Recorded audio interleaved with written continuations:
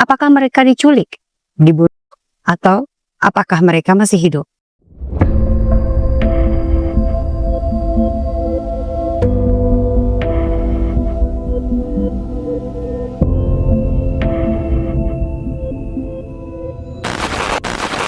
Malam Natal tahun 1945 di luar Fayetteville, West Virginia, di sebuah rumah kayu 2 lantai, berkumpul keluarga George dan Jenny Soder, beserta 9 dari 10 anak mereka. Joe, anak laki-laki tertua kedua, adalah satu-satunya anak yang tidak ada di rumah saat itu karena sedang menjalani tugas militer. Malam itu, Marion, 19 tahun, membawa hadiah untuk adik-adik perempuannya. Martha 12 tahun, Jenny 8 tahun, dan Betty 5 tahun. Mereka sangat bahagia dan unboxing hadiah yang Marion kasih, dan meminta izin kepada ibu mereka yaitu Jenny untuk bisa begadang malam itu karena mau unboxing hadiah. Sementara George sang ayah sudah lelah bekerja. Dia akhirnya tidur bersama Jenny dan Sylvia yang berusia 3 tahun di kamar tidur mereka di lantai pertama. Plotting tempat tidur mereka adalah John, Marion, dan George Jr. tidur di lantai 2 dalam satu kamar. Kemudian di kamar lainnya ada anak-anak kecil yaitu Maurice 14 tahun, Martha 12 tahun, Louis 9 tahun, Jenny 8 tahun, dan Betty 5 tahun tidur di kamar lain. Sementara Martha, Jenny, dan Betty sedang unboxing hadiah, Maurice dan Louis malah harus keluar menembus dinginnya cuaca malam itu untuk memasukkan sapi ke kandang dan memberi ayam-ayam mereka yang sudah menjadi job desk mereka saat itu. Setelah selesai, mereka lalu masuk rumah dan tidur, disusul anak-anak perempuan yang sudah unboxing hadiah, kecuali Marion yang saat itu tertidur di sofa. Jam 12.30 dini hari atau setengah 1 pagi, telepon berdering.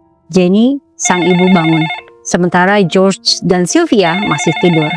Ketika keluar kamar, Jenny melihat Marion ternyata tertidur di sofa. Jenny lalu angkat teleponnya. Di seberang, dia hanya mendengar orang yang tertawa dengan dentingan gelas, tertawa yang tidak menyenangkan, terdengar jahat dan mengejek. Lalu suara itu menanyakan nama yang tidak ada sama sekali di keluarga Soder. Jenny bilang, "Salah sambung." Jenny lalu menutup teleponnya. Sambil menuju ke kamar lagi, Jenny melihat sekeliling dan dia notice tirai ternyata belum ditutup ya, masih terbuka. Lampu menyala dan ternyata pintu depan tidak terkunci. Padahal anak-anak tahu pintu harus terkunci, tirai harus ditutup, dan lampu dimatikan ketika waktu tidur tiba. Tadinya Jenny mau marahin Marion, tapi Marion tidur dan Jenny berpikir ya sudahlah, tidak apa-apa. Mungkin kegembiraan mereka di malam Natal tahun itu membuat anak-anak lupa prosedur rumah. Setelah mengunci pintu, menutup tirai, Jenny kembali ke kamar tidurnya. Jenny lalu mencoba untuk tidur lagi, tapi 30 menit kemudian dia harus terbangun lagi karena mendengar suara dentuman di atas, lalu suara benda berguling. Jadi berpikir itu mungkin binatang, jadi dia tidak terlalu mengindahkan dan tidur lagi. Tapi nggak lama kemudian, Jenny mencium aroma yang menyengat. Mata Jenny terbuka. Jenny tahu itu bau asap. Jenny langsung bangun, lalu menggendong Sylvia dan meneriakkan nama suaminya, George. Dari bawah pintu kamarnya, Jenny melihat asap mulai menyelinap masuk. George, Jenny, dan Sylvia cepat-cepat keluar kamar mereka. Mata mereka terbelalak ketika melihat rumah mereka sedang dilalap api. Api dari mana? Saat itu jam sudah menunjukkan 1:30 dini hari, 25 Desember 1945. George langsung bergegas ke telepon untuk menghubungi pemadam kebakaran, tapi anehnya teleponnya mati. Padahal beberapa saat sebelumnya baik-baik aja. Untuk sementara, anak-anak selamat yaitu Sylvia dan Marion, karena Marion tidur di sofa. Tapi bagaimana dengan 7 anakku lainnya, pikir Jenny. Mereka masih di kamar atas yang sedang dilalap api. Tangga menuju lantai 2 juga dikepung asap tebal. Dengan mata perih karena asap, Jenny mencoba menembus asap tebal itu. Di tengah usahanya melihat di antara asap, 2 sosok menuruni anak tangga dengan histeris keluar dari kepulan asap tebal. Mereka adalah John dan George Jr. Mereka turun dengan rambut sebagian terbakar api. Sambil histeris, John dan George bilang dia sudah berusaha untuk menyelamatkan adik-adik mereka di kamar satunya lagi, tapi tidak berhasil karena tebalnya asap dan api yang menyala. Jenny sekali lagi menatap ke atas, ke lantai 2. Maurice, Martha, Louise, Jenny dan Betty masih di kamar mereka dan api sedang menyala-nyala. Tapi asapnya terlalu tebal dan apinya terlalu ganas untuk diterjang. Di momen itu, George menarik tangan Jenny dan pergi keluar. 5 anak lain masih tertinggal di kamar di lantai 2. Tak ada tanda-tanda mereka turun ataupun teriakan salah satunya. George masih berusaha untuk masuk lagi ke dalam rumah untuk menyelamatkan 5 anaknya. Tangannya juga sampai terluka, tergores pecahan kaca jendela. Jenny, George, Marian, Sylvia, John, dan George Jr. sekarang sedang di luar. Di cuaca dingin dengan baju tidur menatap api yang melalap rumah mereka dengan ganas. Tetangga mereka memang sangat berjauhan, jadi kecil kemungkinan untuk tetangga yang lain mengetahui rumah mereka sedang kebakaran. George teringat dia menyimpan tangga di samping rumah. Jenny dan anak-anak mengikuti apa yang George lakukan. Bersama-sama mereka melihat tangga yang biasa disimpan di samping rumah tidak ada di tempatnya. Oke, gak ada waktu untuk mencari kemana tangga itu. George lalu pergi ke truk dengan maksud truk itu akan menjadi tangga menuju jendela kamar anak-anak. Tapi lagi, ketika mencoba menyalakan truk itu, keduanya tidak mau menyala. Kenapa bisa? Truk ini kemarin masih dalam keadaan sempurna, pikir George. Di garasi, George menyisir sekeliling, mencari sesuatu yang bisa menyelamatkan anak-anak. Air di tong penampungan bahkan membeku malam itu. Berulang kali, George memanggil anak-anak ke arah jendela kamar, tapi tidak ada respon. Yang terdengar hanya deru kobaran api. Sementara kekacauan api berlangsung di rumah, Marian berinisiatif berlari menyusuri jalan yang dingin. Marian pikir, jika telepon di rumahnya rusak karena kebakaran, pasti telepon di rumah tetangganya masih bisa berfungsi. Dia berencana menumpang nelpon damkar. Jarak rumah tetangga lumayan jauh, tapi Marion berhasil sampai dan mendapatkan izin tetangganya untuk menelpon yang saat itu menjadi ikut panik. Telepon operator damkar tidak diangkat. Melihat itu, tetangganya bergegas keluar dan dengan mobilnya menuju kota untuk memberitahu kepada pemadam kebakaran langsung. Saat tetangga keluarga Sawyer datang, F.J. Morris, kepala pemadam kebakaran Fayetteville, sedang tidur nyenyak. Saat sudah terbangun dan mengetahui berita itu, F.J. Morris langsung menghubungi petugas pemadam kebakaran lain di Fayetteville secara estafet. Begitulah prosedurnya saat itu. Meski membutuhkan waktu untuk mengumpulkan petugas, para petugas damkar akhirnya berkumpul dan menuju rumah Sawyer 7 jam kemudian dengan jarak hanya 2,5 mile atau sekitar 4 km. Jarak yang sangat dekat dengan kondisi jalan yang sangat sepi, tapi ditempuh dengan waktu yang sangat lama, 7 jam. Damkar datang di rumah Sawyer ketika matahari sudah terbit dan rumah keluarga Sawyer sudah hangus luluh lantak, hanya tersisa puing-puing panas. Kedatangan damkar tidak disambut dengan harapan oleh George dan keluarga. Mereka pikir semua sudah terlambat. Setelah 7 jam bergolak dengan perasaan yang campur aduk, damkar yang datang terlambat, anak-anak yang terjebak dalam api tanpa bisa diselamatkan, dan segala usaha penyelamatan yang gagal, George saat itu sudah mati rasa. Meski api sudah padam, petugas damkar tetap menyirami puing-puing rumah yang berasap karena masih panas, sambil mereka mencari jasad 5 anak George dan Jenny. Tapi bahkan tulang pun tidak bisa mereka temukan. Kepala damkar F.J. Morris bilang, api pasti sudah dengan sempurna mengkremasi sepenuhnya tubuh kelima anak-anak keluarga Sawyer. Pada 26 Desember 1945, Coroner menyatakan kebakaran itu sepenuhnya kecelakaan karena korsleting kabel listrik pada rumah keluarga Sawyer. Dan pada 30 Desember kemudian, sertifikat untuk kelima anak-anak tersebut langsung diterbitkan. Bagi George dan Jenny, tidak mudah menerima musibah ini. Kehilangan 5 anak, lambatnya damkar, dan kesimpulan yang begitu cepat bahwa kebakaran ini karena kecelakaan tanpa investigasi lebih dalam. Benarkah? Di awal tahun 1946, George menguruk reruntuhan rumahnya mengubahnya menjadi taman memorial untuk mengenang anak-anak. Tapi kisahnya tidak berhenti di sini. George dan Jenny tidak bisa bersedih lama-lama. Masih ada 5 anak yang harus mereka bahagiakan. George membangun kembali rumah untuk keluarga di dekat lahan rumah lama yang sudah jadi taman memorial. Saat George sedang mengawasi pembangunan rumah barunya, seorang tukang teknisi telepon mendekati George. Dia bilang dia menemukan sesuatu yang aneh di sambungan kabel telepon rumah lama George.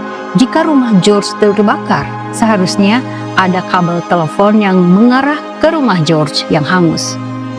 Tapi kok nyatanya, kondisi kabel itu ternyata dipotong rapi dan jelas dilakukan dengan sengaja. George kemudian flashback ke kejadian ketika dia mencoba mencari tangga untuk menyelamatkan anak-anak. Tangga itu tidak ada.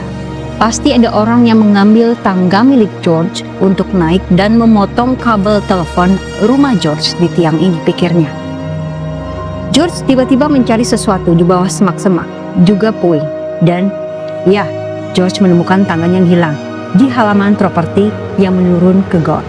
Seseorang sudah memindahkan tangga ini. George ingin marah. Dia mulai merasa ada kejanggalan. Pikirannya flashback lagi ke malam kejadian. Spekulasi-spekulasi mulai bermunculan di kepalanya, seakan mencari sambungannya. Telepon mati, truk mogok, suara dentuman, tangga hilang. George mulai berpikir, kebakaran itu bukanlah kecelakaan sama sekali. George ingat penyidik menetapkan kebakaran karena kecelakaan korsleting listrik. Tapi seingat George, ketika dia keluar dari kamar, lampu di ruangan lain menyala. Tidak ada percikan dari kabel. Berarti bukan korsleting listrik dong penyebabnya. Jenny juga mengkonfirmasi bahwa malam itu dia hanya menutup tirai dan mengunci pintu, tapi lampu Jenny biarkan menyala karena Marion sedang tidur di sofa. Keraguan mulai menyelimuti mereka. Ragu akan penyebab kebakaran yang sudah merenggut banyak dari hidup mereka, terutama nyawa kelima anak mereka. Saat itu tak ada teriakan minta tolong dari anak-anak selama kebakaran. Sementara George dan John saja sempat histeris menuruni tangga. Mengapa tidak ada sisa tubuh, sisa sekerangka, bahkan tidak ada bau daging terbakar? Sementara dengan kebakaran sebesar itu, seharusnya bau daging terbakar bisa tercium dari jarak berkilometer-kilometer jauhnya. Pertanyaan demi pertanyaan kini mulai membayang. Untuk menghabiskan kepenasarannya, Jenny kemudian bereksperimen. Dia kumpulkan tulang-tulang dari sisa dia memasak. Tulang sapi, tulang ayam, tulang babi. Dia masukkan ke dalam oven. Dia panggang di suhu yang paling tinggi. Tapi tetap saja, hasilnya, panas oven itu tidak bisa sedikit pun mengikis tulang menjadi abu. Meski Jenny sadar, panas oven tidak bisa disamakan dengan panas api kebakaran rumahnya. Tapi itu cukup bagi Jenny. Eksperimen Jenny ini juga dikonfirmasi oleh petugas krematorium bahwa panas kebakaran di rumah Jenny nggak bisa membakar sepenuhnya tubuh dan tulang manusia. Tetap akan ada sisa tulang terbakar. Bahkan untuk tubuh yang dibakar selama 2 jam pada suhu 2000 derajat Fahrenheit atau sekitar 1000 derajat Celcius akan menyisakan tulang. Sementara 5 jasad anak saudara tak bersisa sedikit pun dalam waktu 40 menit. Kebakaran itu pasti hanya pengalihan dari kejahatan yang sesungguhnya, pikir George dan Jenny. George mengingat beberapa bulan sebelum kejadian, ada orang tidak dikenal datang ke rumah meminta pekerjaan. Setelah George tolak karena tidak ada lowongan, orang asing itu malah asyik berkeliling dan dengan yakin dia bilang kalau si kring listrik George bisa menyebabkan kebakaran di rumahnya suatu hari nanti. George tidak percaya dong, karena sehari sebelumnya perusahaan listrik sudah periksa kotak si kring listrik George dan semua baik-baik saja. Ketika orang asing itu pergi, George pun tidak menaruh curiga. Tapi sekarang George curiga. Mungkinkah dia dendam karena penolakan George? Jenny juga ingat suatu hari ada seorang pria yang parkir di seberang rumah mereka dan memperhatikan rumah mereka saat kebetulan anak-anak baru pulang dari sekolah. Namun waktu anak-anak sudah masuk rumah, mobil itu pun pergi. Saat itu Jenny tidak curiga, tapi sekarang Jenny jadi mencurigai pria itu. Sayangnya tidak ada tanda-tanda mobil yang diingat dan tidak ada plat nomor yang diingat. George adalah seorang imigran Italia yang lahir tahun 1895. Saat usia 13 tahun, dia bermigrasi ke Amerika, daerah Fayetteville, West Virginia, bekerja di beberapa tempat, hingga akhirnya dia mempunyai perusahaan pengangkut batu bara. Tidak diketahui apa alasan sebenarnya dia meninggalkan negara kelahirannya, Italia. Tapi di kalangan komunitas Italia di Fayetteville, George dikenal orang yang vokal dalam mengkritik Benito Mussolini yang dia sebut diktator. Ini menimbulkan perdebatan di kalangan imigran Italia di daerah itu, khususnya Nick, seorang salesman asuransi. Mereka bahkan pernah berdebat kusir tentang Mussolini. Hubungan sehat mereka berubah menjadi panas. Nick sampai berteriak pada George, "Rumahmu akan terbakar dan anak-anakmu akan binasa. Kamu akan membayar atas perkataan kotor yang kamu lontarkan tentang Mussolini." George jadi berpikir, apakah Nick pelakunya? Jenny juga teringat ketika telepon yang Jenny pikir salah sambung di malam kejadian. Apakah mereka sebenarnya komplotan yang memastikan keluarga Soder ada di rumah untuk dijadikan korban? Sekarang Jenny juga menjadi curiga terhadap telepon itu. Setelah mengumpulkan semua data, George dan Jenny menghubungi polisi. Meski polisi nggak yakin karena kurangnya bukti, mereka lalu membantu George dan Jenny dengan memasang pengumuman di sekitar kota dan di surat kabar tentang hilangnya kelima anak Soder dan tentang kebakaran itu. Sejak itu, mereka menerima banyak laporan yang bisa dibilang meresahkan. Pada April 1946, polisi menerima laporan dari seorang saksi di pagi setelah kebakaran, entah sebelum atau sesudah pemadam kebakaran datang. Saksi melihat anak muda mengambil sesuatu dari abu kebakaran. Kemudian polisi menelusuri dan berhasil mengidentifikasi bahwa pria itu adalah Lonnie Johnson, seorang pencuri lokal. Lonnie ternyata mencuri sistem katrol dan tali yang sering George pakai untuk melepas mesin mobil. Tapi Lonnie bersumpah mati-matian kalau dia tidak terlibat dalam kebakaran itu, tapi dia mengakui pencurian itu. Setelah didesak lagi, Lonnie akhirnya mengaku di malam sebelum kebakaran, dia ada di sekitar rumah George Soder dan berniat mencuri. Dia lalu ambil tangga keluarga Soder dan menggunakannya untuk naik ke tiang kabel telepon dan memotong rapi kabel telepon rumah Soder. Maksudnya apa? Maksudnya, agar kalau dia ketahuan mencuri oleh keluarga Soder, mereka tidak akan bisa menelpon polisi dan dia bisa melarikan diri. Aneh ya, dan tidak masuk akal. Masih di tahun 1946, seorang supir bis bersaksi, di malam sebelum kebakaran, dia melintas rumah Soder dan melihat seorang pria melempar benda seperti bola-bola api ke rumah Soder. Tapi tidak ada penjelasan. Kenapa si supir bis itu tidak melaporkan informasi itu ke keluarga Soder atau ke polisi? Mungkinkah dia berpikir itu salah satu dari keluarga Soder yang sedang merayakan Natal? Atau dia hanya tidak ingin terlibat dalam masalah? George dan Jenny lalu kembali ke lokasi kebakaran, mencoba mencari siapa tahu benda yang mirip bola itu masih ada di lokasi. Dan ketemu setelah Sylvia 4 tahun tidak sengaja menendangnya. John yang ikut saat itu tahu kalau benda bulat itu adalah granat pembakar, senjata yang dirancang untuk menyulut api. Oh, dentuman dan suara gemuruh di atas yang Jenny dengar sebelum kebakaran bisa saja dari benda ini. Ketika benda granat itu disodorkan kepada polisi untuk diinvestigasi, polisi mengatakan kalau benda itu tidak cukup meyakinkan. George dan Jenny hanya bisa terdiam. Masih di tahun 1946, seorang wanita yang bekerja sebagai pelayan di rumah makan bersaksi melihat 5 anak-anak keluarga Soder. Dia yakin karena dia menyajikan makanan untuk anak-anak itu di pagi setelah kebakaran. Dia juga bilang anak-anak itu datang dengan mobil berplat Florida. Masih di tahun 1946 lagi, seorang wanita yang bekerja di Charleston, West Virginia melihat 4 anak dari anak-anak Soder check-in di hotel tengah malam sekitar seminggu setelah kebakaran dengan sekelompok orang dewasa yang berbahasa Italia. Karena curiga, wanita ini mencoba menyapa anak-anak itu, tapi pria dewasa yang bersamanya langsung memasang muka tidak senang sehingga dia mengurungkan niatnya beramah tamah sama anak-anak itu. Mendengar laporan itu, perasaan George dan Jenny campur aduk. Ada rasa gembira karena kemungkinan anak-anak masih hidup. Tapi mendengar sekelompok orang Italia, George menjadi berpikir, bagaimana kalau anak-anak ini diculik dan dikirim ke Italia, ribuan kilo dari West Virginia, Amerika, jauh dari jangkauan kepolisian. Mungkinkah ini karena pandangan anti Mussolini yang George pegang? Meski dengan berbagai fakta-fakta dan kemungkinan yang sudah terungkap, polisi masih teguh pada pendirian bahwa kerusakan sekring listrik adalah alasan yang paling masuk akal, dan kebakaran itu yang telah mengkremasi anak-anak Soder. Tidak ada spekulasi penculikan oleh mafia Italia atau siapapun. Karena tidak puas, maka pada tahun 1947, keluarga Soder menulis surat ke FBI. Surat itu diterima langsung oleh Direktur FBI J. Edgar Hoover. Hoover memberikan tanggapan yang tidak melegakan karena Hoover menolak menindaklanjuti.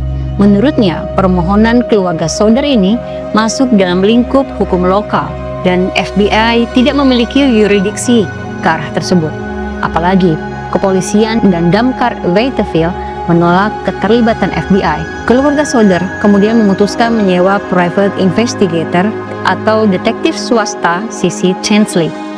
Dari wawancara dengan masyarakat sekitar, detektif swasta C.C. Tinsley menerima informasi yang kurang lebih sama berulang kali dari masyarakat Swansea.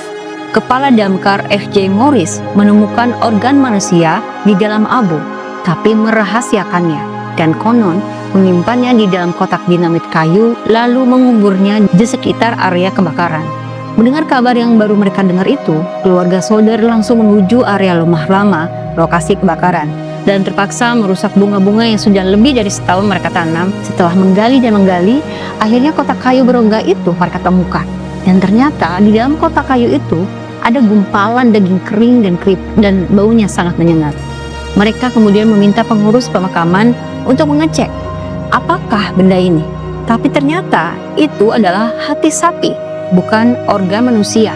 Dan bahkan organ itu tidak terbakar. Ketika dikonfrontasi ke F.J. Morris, dia langsung memberikan alasan bahwa rumor penguburan organ itu dialah yang menyebarkannya.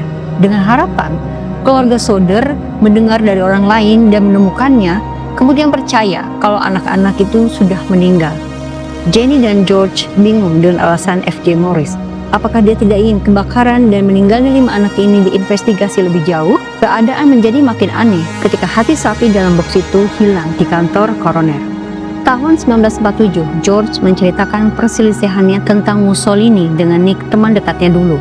C.C. Tinsley kemudian menyelidiki Nick, sesama orang Italia, rekan bisnis George, yang merupakan salesman asuransi.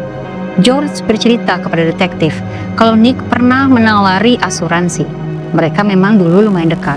Bahkan Nick mau jadi penjamin George ketika George mengajukan polis asuransi rumahnya. Hingga akhirnya mereka bermusuhan sejak perselisihan tentang Mussolini. C.C. Tinsley mendapatkan salinan polis asuransi rumah George, dan yang mengejutkan adalah ternyata polis tersebut sudah Nick perbaharui nilainya tanpa permintaan dan tanpa sepengetahuan George. Nick menaikkan nilai pertanggungan asuransi rumah George dari $1.500 menjadi $1.750 tepat sebelum kebakaran. Artinya, Nick sebagai penjamin bisa mendapatkan keuntungan $250 jika seluruh keluarga Soder meninggal dalam kebakaran tersebut. Dan fakta lain yang lebih mengejutkan adalah Nick menjadi anggota juri koroner yang akhirnya memutuskan kebakaran rumah Soder sebagai kecelakaan korsleting listrik hingga tidak dilakukan investigasi lebih lanjut. Seharusnya Nick tidak bisa memutuskan, apalagi mempunyai posisi sebagai koroner yang menguntungkan dalam kasus kebakaran rumah keluarga Soder. George dan Jenny kemudian pergi mencari pertolongan ke jaksa penuntut umum daerah setempat dan meminta Nick diselidiki. Tapi respon dari pengacara jaksa penuntut umum sungguh mengejutkan. Dia dengan sopan mengatakan, "Saya tidak ingin mengajukan gugatan terhadap orang-orang yang tinggal dan makan bersama saya." George dan Jenny kembali bingung dengan respon ini. Tidak ada yang bisa membantu mereka mengungkap kebenaran. Apakah mereka yang menolak membantu adalah para pro Mussolini yang menginginkan keluarga Soder menderita? karena berbeda pandangan tentang Mussolini. Pada Agustus 1949, George kembali mencoba mencari anak-anaknya dengan mengajak seorang patologis asal Washington bernama Oscar Hunter. Bersama Oscar, George berhasil menemukan beberapa barang peninggalan milik 5 anaknya yang hilang, mulai dari kamus sampai koli.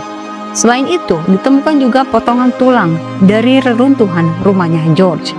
Oscar membawa hasil temuannya itu ke Institut Smithsonian dan melakukan penelitian bersama salah satu spesialis di sana yang bernama Marshall T. Newman. Setelah diselidiki, potongan tulang yang mereka temukan saat itu adalah ternyata tulang lumbar, yaitu tulang yang terletak di bagian bawah punggung manusia. Menurut mereka, tulang tersebut diprediksi milik seorang manusia dengan perkiraan umur 16 hingga 23 tahun. Tapi anak tertua yang hilang dalam kebakaran itu adalah Maurice, 14 tahun. Apakah tulang ini berada di lokasi sama nasibnya dengan hati sapi yang FJ Maurice simpan? Tahun 1953, 8 tahun setelah kebakaran. Setelah semua usaha yang sudah Soder lakukan tak membuahkan hasil, keluarga Soder akhirnya memasang reklame di pinggir jalan dekat rumah. Foto kelima anak terpampang jelas, tertulis bagaimana nasib mereka, diculik, dibunuh, atau masih hidup. Tercantum imbalan $5.000 untuk informasi yang berarti, berharap seseorang atau bahkan salah satu dari anak mereka melihat billboard ini. Berbagai surat George dan Jenny terima selama 10 tahun ke depan. Mereka mengklaim telah melihat salah satu dari anak Soder. Selama apapun petunjuk itu, George akan mengejarnya. George pernah datang ke rumah yang anaknya diyakini mirip dengan salah satu anak yang hilang ketika dia melihat foto anak itu di koran. Tapi ketika datang ke rumah itu, orang tuanya melarang. Bisa jadi orang tuanya tidak nyaman anaknya bertemu dengan orang tua yang asing. Atau mungkin saja mereka terlibat. Tapi akhirnya George harus menghormati penolakan itu. Jenny bahkan mencurigai saudara laki-lakinya yang di Florida. Ingat kan? Seorang waiter pernah bersaksi melihat kelima anak makan di restoran dan terparkir di luar mobil berplat Florida, tapi hasilnya nihil. 22 tahun berlalu, tahun 1966, keluarga Soder menerima sepucuk surat dari seorang wanita dari Texas. Dia berkata bahwa dia tidak sengaja menguping percakapan dua pria yang mengaku sebagai Louis dan Maurice Soder. Tidak butuh waktu lama, George langsung pergi ke Texas dan mencari, tapi tidak berhasil. Selama itu, pasti wajah mereka sudah berubah. Tapi George tidak pernah ragu untuk pergi dan mencari anak-anak yang sudah hilang 22 tahun lalu. Tahun 1967, keluarga Soder menerima lagi sepucuk surat misterius. Berikut foto seorang pemuda 20 tahunan yang mempunyai raut wajah mirip dengan keluarga Soder. Rambut keriting gelap, mata coklat gelap dengan hidung yang lurus dan kuat, serta alis kiri yang sedikit terangkat, khas alis Louis. Di belakang foto itu ada tulisan, I love brother Frankie, I little boys, A90132 or 35. Surat kali ini tidak ada alamat pengirimnya, hanya tertera Kentucky, bukan Texas. Keluarga Soder kembali menyewa detektif swasta baru untuk pergi ke Kentucky dan menyelidiki. Tapi setelah uang dibayarkan, detektif itu tidak pernah terdengar lagi kabarnya. Mungkin aja dia penipu atau bagian dari orang yang tidak ingin kebenaran terungkap. Tapi penipuan ini menjadi pukulan telak bagi keluarga Soder, karena setelah itu jalan menjadi buntu sama sekali. Seakan mereka menabrak tembok kokoh yang sulit didobrak. Pada tahun 1969, George Soder meninggal dunia. Dan proses pencarian sempat terhenti karena mereka berkabung. Jenny kemudian melanjutkan pencarian lagi, dan dia selalu pakai baju hitam sebagai pakaian berkabung. Dan tahun 1989, Jenny menyusul suaminya. Setelah kepergian orang tuanya, anak-anak dan cucu keluarga Soder yang masih selamat terus melanjutkan upaya pencarian terhadap saudaranya yang hilang. Mereka berteori, mafia Italia lah pelakunya. Tapi teori itu masih belum diketahui kebenarannya. Apakah petugas damkar benar-benar mencari jasad anak-anak atau mereka mengabaikan tanda-tanda jasad yang ada? Apakah anak-anak diculik? Ketidakpastian ini menghancurkan keluarga Soder. Saat itu bukan lagi soal kebakaran dan kehilangan, tapi ketidakpastian yang seakan memberi harapan, tapi penuh ketidaktahuan. Dari sekian banyak kekecewaan yang George dan Jenny telan saat mencari kelima anak mereka, mereka tidak pernah menyerah, meski trauma selalu membayangi. Keluarga adalah jantung harapan karena mereka lahir dari cinta dan dipupuk dengan kasih sayang. Jika mereka tidak ada, hanya harapan yang menguatkan.